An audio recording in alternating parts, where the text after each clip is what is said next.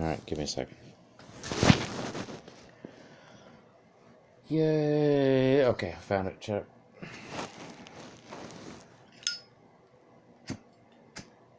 No, we'll move stuff around. Check.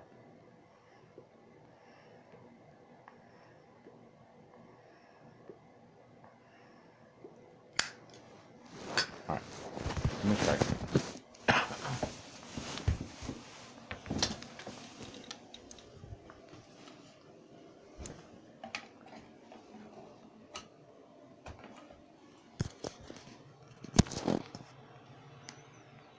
Alright. Oh. You're a bad Buddha. For fuck's sake.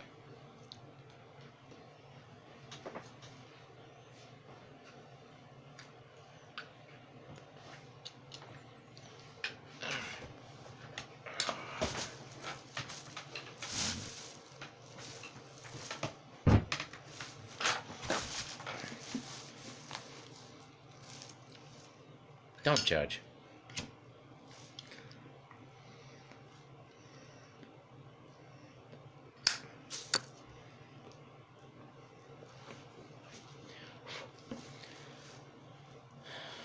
The Pilot by James Fenimore Cooper, Chapter 5. She's right. She's right. Boys, we're offshore. Song. The extraordinary activity of Griffith, which communicated itself with promptitude to the crew, was produced by a sudden alteration in the weather. In place of the well-defined streak along the horizon that has been already described, an immense body of misty light appeared to be moving in with rapidity from the ocean, while a distinct but distant roaring announced the sure approach of the tempest that had so long troubled the waters.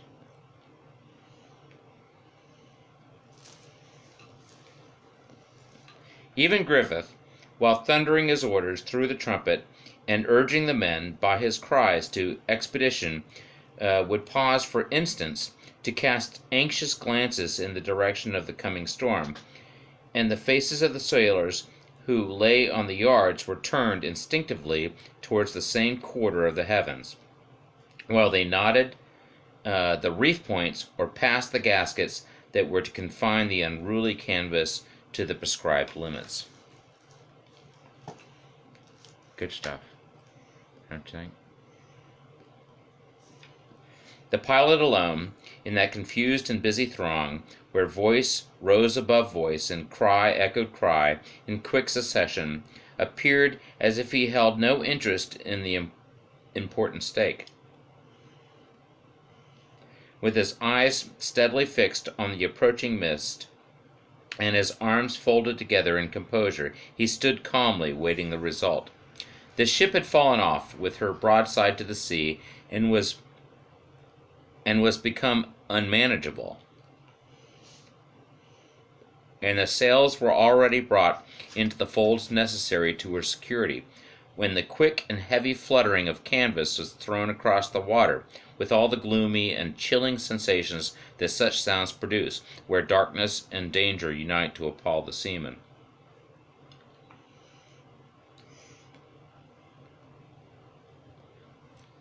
"The schooner has it," cried Griffith. "Barnstable has held on, like himself, to the last moment. God send that the quall leave him cloth enough to keep him from the shore."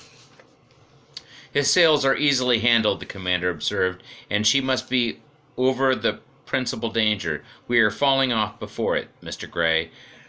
Shall we try a cast of the lead?" The pilot turned from his contemplative posture and moved slowly across the deck before he returned any reply to this question, like a man who not only felt that everything depended on himself, but that he was equal to the emergency. "'Tis unnecessary," he at length said. "'Twould be certain destruction to be taken aback, and it is difficult to say within several points how the wind may strike us. "'Tis difficult no longer," cried Griffith, "for here it comes, and in right earnest."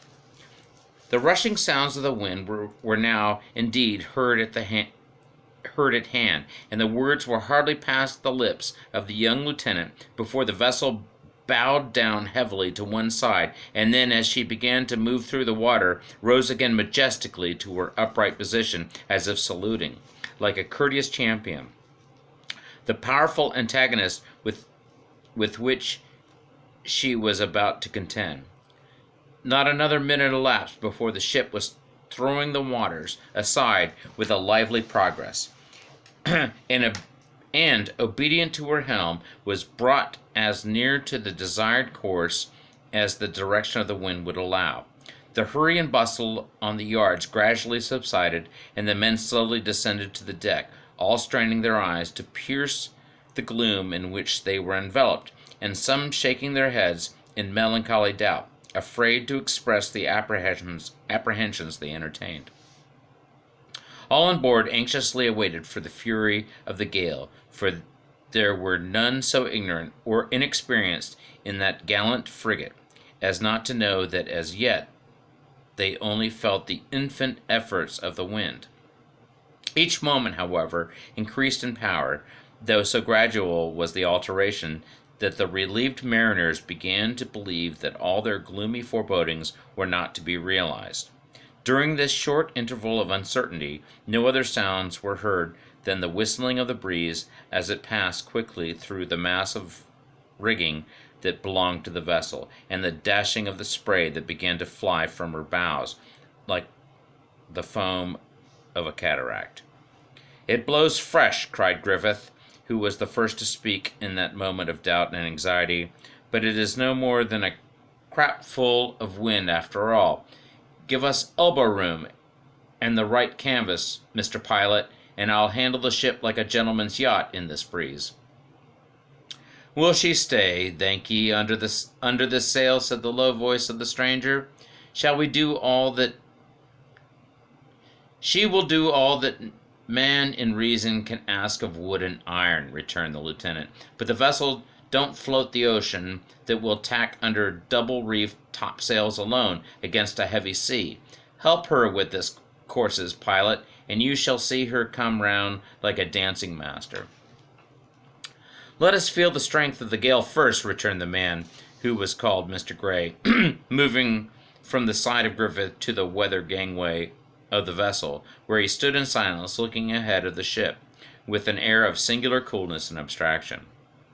All the lanterns had been extinguished on the deck of the frigate when her anchor was secured, and as the first mist of the gale had passed over, it was succeeded by a faint light that was a good deal aided by the glittering foam of the waters, which now broke in white curls around the vessel in every direction.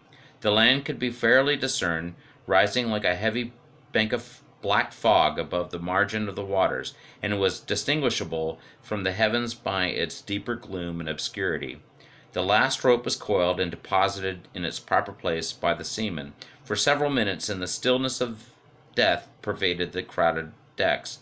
It was evident to everyone that their ship was dashing at a prodigious rate through the waves as she was approaching with such velocity the quarter of the bay where the shoals and dangers were known to be situated. Nothing but the habits of the most exact discipline could suppress the uneasiness of the officers and men within their bosoms. At length the voice of Captain Munson was heard, calling the pilot. "Shall I send a hand into the chains, Mr. Gray," he said, "and try our water?" Anchors. Although this question was asked aloud, and the interest it excited drew many of the officers and men around him in eager impatience for his answer, it was unheeded by the man to whom it was addressed. His head rested on his hand as he leaned over the ham-hock cloths of the vessel, and his whole air was that of one whose thoughts wandered from the pressing necessity of their situation.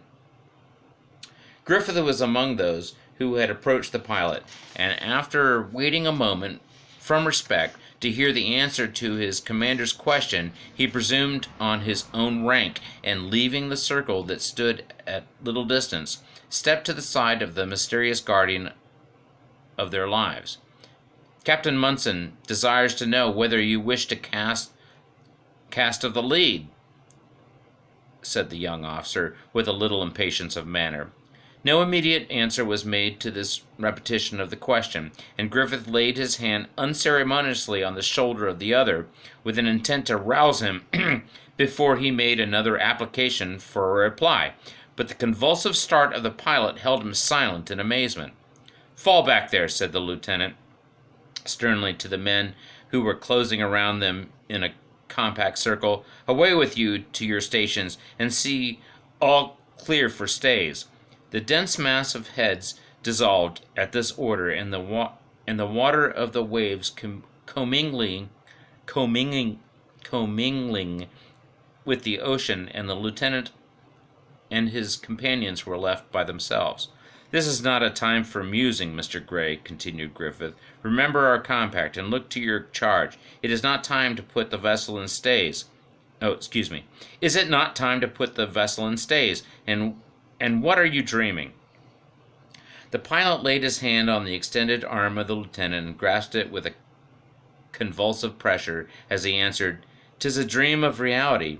You are young, Mr. Griffith, nor am I past the noon of life. But should you live 50 years longer, you never can see and experience what I have encountered in my little period of 3 and 30 years." A good deal astonished at this burst of feeling, so singular such a moment, the young sailor was at a loss for a reply, but as his duty was uppermost in his thoughts, he still dwelt on the theme that most interested him. "I hope much of your experience has been on the coast, for the ship travels lively," he said, "and the daylight showed us so much to dread, and we do not feel over-valiant in the dark. How much longer shall we stand on upon this tack?" The pilot turned slowly from the side of the vessel and walked towards the commander of the frigate, as he replied in a tone that seemed deeply agitated by his melancholy reflections. "You have your wish, then. Much, very much of my early life was passed on this dreaded coast. What to you is all darkness and gloom, to me is light as if a noonday shone upon it. But tack your ship, sir, tack your ship. I would see how she works before we reach the point where she must behave well, or we perish." Griffith gazed after him in wonder, while the pilot slowly paced the quarter-deck, and then, rousing from his trance, gave forth the cheering order that called each man to his station to perform the desired evolution. The confident assurances which the young officer had given the pilot respecting the qualities of his vessel and his own ability to manage her were fully realized by the result. The helm was no sooner put alee than the huge ship bore up gallantly against the wind, and dashing directly through the waves, through the foam, high into the air, as she looked boldly into the very eye of the wind. And then, yielding gracefully to its power, she fell off on the other tack, with her head pointed from those dangerous shoals that she had so recently approached with such terrifying velocity. The heavy yards swung round as if they had been vanes to indicate the currents of the air, and in a few moments the frigate again moved with stately progress through the water, leaving the rocks and shoals behind her on one side of the bay, but advancing towards those that offered equal danger on the other. During this time the sea was becoming more agitated, and the violence of the wind was gradually increasing. The latter no longer whistled amid the cordage of the vessel, but it seemed to howl surlily as it passed the complicated machinery that the frigate obtruded on its path. An endless succession of white surges rose above the heavy billows, and the very air was glittering with the light that was disengaged from the ocean. The ship yielded each moment more and more before the storm, and in less than half an hour from the time that she lifted her anchor, she was driven along with tremendous fury by the full power of a gale of wind.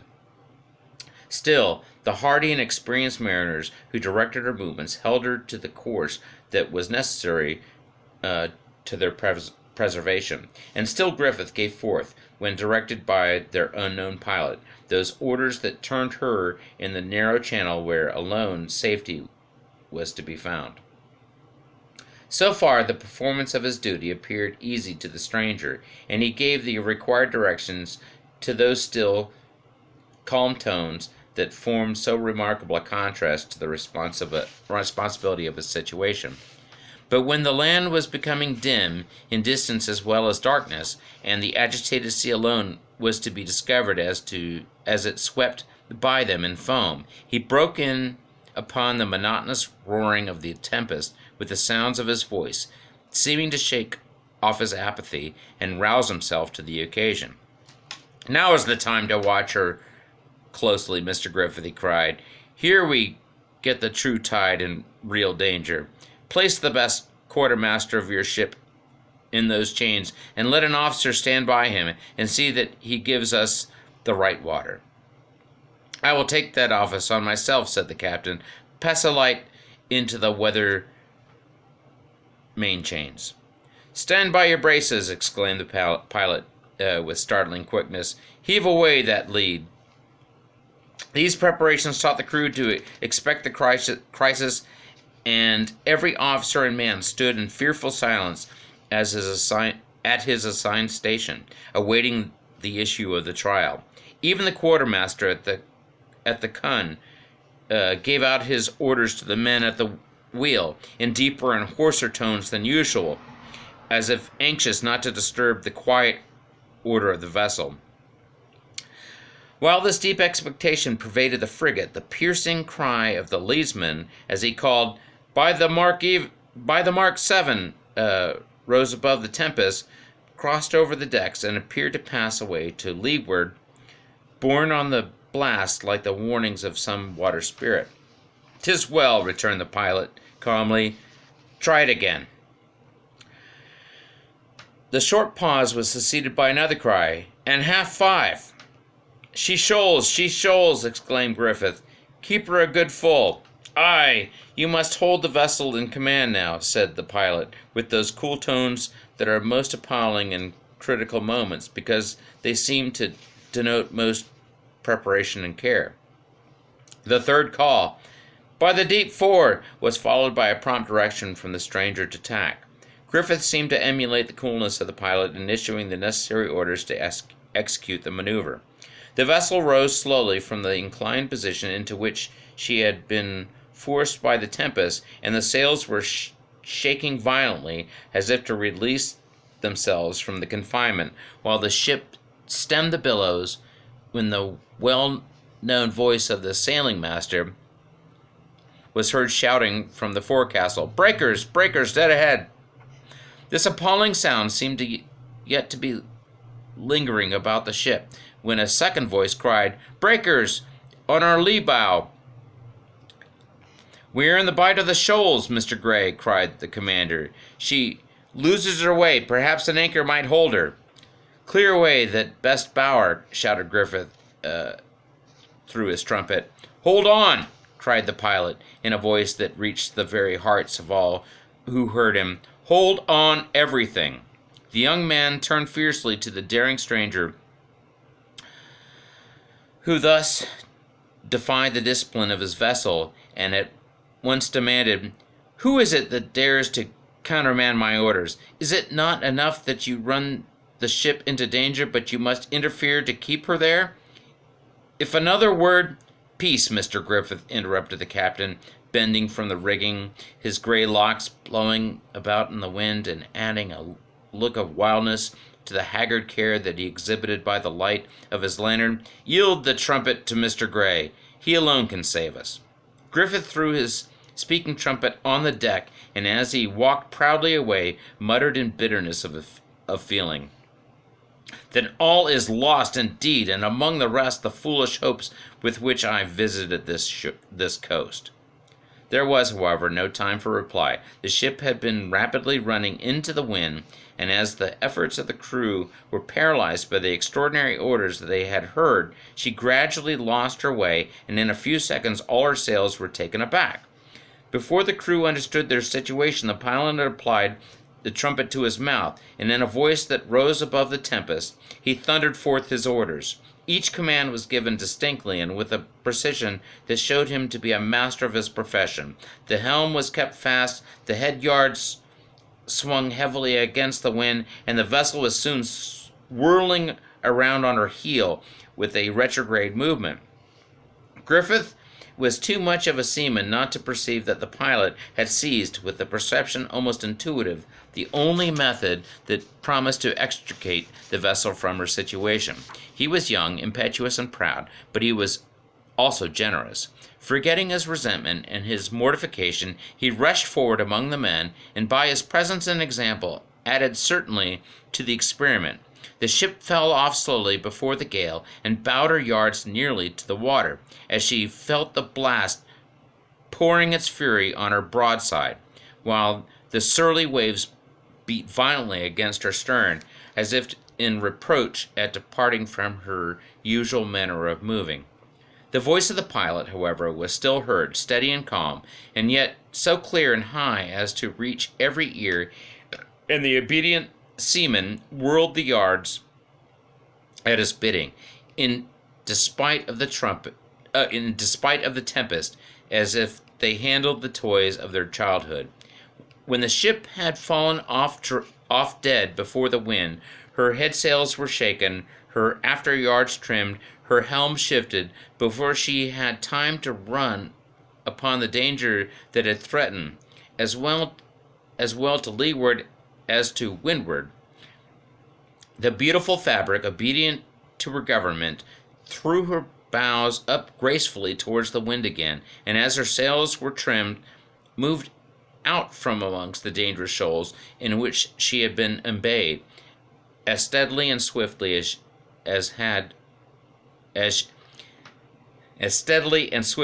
she had approached them.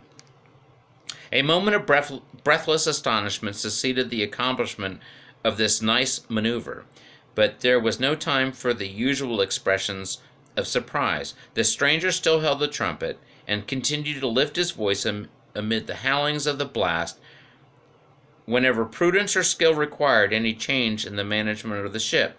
For an hour longer there was a fearful struggle for their preservation, the channel becoming at each step more complicated, and the shoals thickening around the mariners on every side. The lead was cast rapidly, and the quick eye of the pilot seemed to pierce the darkness with a keenness of vision that exceeded human power. It was apparent to all in the vessel that they were under the guidance of one who understood the navigation thoroughly, and their exertions kept pace with their reviving confidence. Again and again the frigate appeared to be rushing blindly on shoals where the sea was covered with foam, and where destruction would have been as sudden as it was certain, when the clear voice of the stranger was heard warning them of the danger and inciting them to their duty. The vessel was implicitly yielded to his government, and during those anxious moments when she was dashing the waters aside, throwing the spray over her enormous yards, each ear would listen eagerly for those sounds that had obtained a command over the crew, that can only be acquired under such circumstances by great steadiness and consummate skill. The ship was recovering from the inaction of changing her course in one of those critical tacks that she had made so often, when the pilot for the first time addressed the commander of the frigate, who still continued to superintend the all-important duty of the leadsman. "Now is the pinch," he said, "and if the ship behaves well, we are safe, but if otherwise, all we have yet done will be useless." The veteran seaman whom he addressed left the chains at this portentous notice, and calling to his first lieutenant, required of the stranger an explanation of his warning. "See yon light on the southern headland?" returned the pilot. "You may know it from the star near it, but it's sinking, at times, in the ocean. Now observe the hummock, a little north of it, looking like a shadow in the horizon. 'Tis a hill far inland. If we keep that light open from the hill, we shall do well, but if not, surely we go to pieces." "Let us tack again," exclaimed the lieutenant. The pilot shook his head, and he replied, "There is no more tacking or box-hauling to be done tonight. We have barely room to pass out of the shoals on this course, and if we can weather the devil's grip, we clear their outermost point. But if not, as I said before, there is but an alternative." "If we had beaten out the way we entered," exclaimed Griffith, "we should have done well." "Say also, if the tide would have let us do so," returned the pilot calmly. "Gentlemen, we must be prompt. We have but a mile to go, and the ship appears to fly. That topsail is not enough to keep her up to the wind. We want both jib and mainsail." "'Tis a perilous thing to loosen canvas in such a tempest," observed the doubtful captain. "It must be done," returned the collected stranger. "We perish without it. See, the light already touches the edge of the hummock. The sea casts us to leeward." "It shall be done," cried Griffith, seizing the trumpet from the hand of the pilot. The orders of the lieutenant were executed almost as soon as issued, and everything being ready, the enormous folds of the mainsail were trusted loose to the blast. There was an instant when the result was doubtful. The tremendous threshing of the heavy sail seemed to bid defiance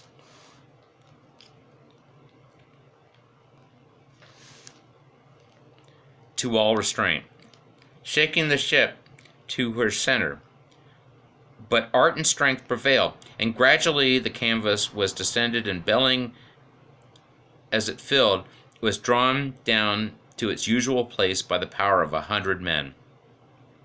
The vessel yielded to this immense addition of force, and bowed before it, like a reed bending to a breeze. But the success of the measure was announced by a joyful cry from the stranger that seemed to burst from his innermost soul. "She feels it! She springs her luff. Observe," he said. "The light opens from the hummock already. If she will only bear her canvas, we shall go clear." A report like that of a cannon interrupted his exclamation, and something resembling a white cloud was drifting before the wind from the head of the ship, till it was driven into the gloom far to leeward. "'Tis the jib, blown from the bolt ropes," said the commander of the frigate. "This is no time to spread light duck, but this mainsail might stand it yet." "The sail would laugh at a tornado," returned the lieutenant, "but the mast springs like a piece of steel." "Silence all!" cried the pilot. "Now, gentlemen, we shall soon know our fate.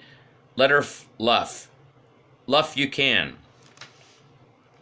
This warning effectually closed all discourse, and the hardy mariners, knowing that they had already done all in the power of man to ensure their safety, stood in breathless anxiety, awaiting the result. At a short distance ahead of them, the whole ocean was white with foam, and the waves, instead of rolling on in regular succession, appearing to be tossing about in mad gambols. A single streak of dark billows, not half a cable's length in width, could be discerned running into the chaos of water, but it was soon lost to the eye amid the confusion of the disturbed element. Along this narrow path the vessel moved more heavily than before, being brought so near the wind as to keep her sails touching. The pilot silently proceeded to the wheel, and with his own hands he undertook the steerage of the ship. No noise proceeded from the frigate to interrupt the horrid tumult of the sea, and she entered the channel among the breakers with the silence of a desperate calmness. 20 times, as the foam rolled away to leeward, the crew were on the eve of uttering their joy, as they supposed the vessel past the danger. But breaker after breaker would still heave up before them, following each other into the general mass to check their exultation. Occasionally the fluttering of the sails would be heard, and when the looks of the startled seamen were turned to the wheel, they beheld the stranger grasping its spokes, with his quick eye glancing from the water to the canvas. At length the ship reached a point where she appeared to be rushing directly into the jaws of destruction, when suddenly her course was changed, and her head receded rapidly from the wind. At the same instant the voice of the pilot was heard shouting, "Square away the yards, in mainsail!" A general burst from the crew echoed, "Square away the yards!" And quick as thought, the frigate was seen gliding along the channel before the wind. The eye had hardly time to dwell on the foam, which seemed like clouds driving in the heavens, and directly the gallant vessel issued from her perils, and rose and fell on the heavy waves of the sea. The seamen were yet drawing long breaths and gazing about them like men recovered from a trance, when Griffith approached the man who had so successfully conducted them through their perils. The lieutenant grasped the hand of the other, and he said, "You have this night proved yourself a faithful pilot, and such a seaman as the world cannot equal." What a suck-ass. The pressure of the hand was warmly returned by the unknown mariner, who replied, "I am no stranger to the seas. I may yet find my grave in them. But you, too, have deceived me. You have acted nobly, young man, and Congress." "What of Congress?" asked Griffith, observing him to pause. "Why, Congress is fortunate if it has many such ships as this," and the stranger coldly walked away toward the commander. Griffith gazed after him a moment in surprise, but as his duty required his attention, other thoughts soon engaged his mind. The vessel was pronounced to be in safety. The gale was heavy and increasing, but there was clear sea before them, and as she slowly stretched out into the bosom of the ocean, preparations were made for her securing during its continuance. Before midnight, everything was in order. A gun from the Ariel soon announced the safety of the schooner also, which had gone out by another and easier channel that the frigate had not dared to attempt.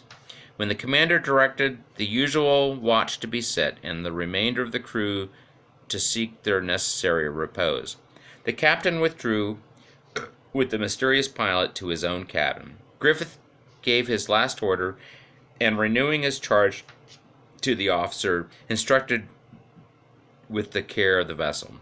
He wished him a pleasant watch, and sought the refreshment of his own cot. For an hour the young lieutenant lay musing on the events of the day. The remark of Barnstable would occur to him in connection with the singular comment of the boy, and then his thoughts would recur to the pilot, who, taken from the hostile shores of Britain, and with her accent on his tongue, had served them so faithfully and so well.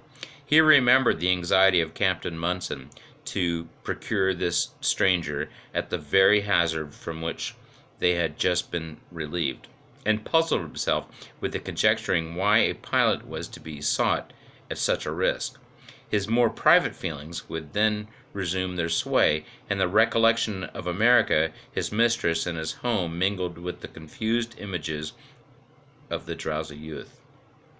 The dashing of the billows against the side of the ship, the creaking of guns and bulkheads with the roaring of the tempest, however, became gradually less and less distinct until nature yielded to necessity, and the young man forgot even the romantic images of his love in the deep sleep of a seaman. That's all I got.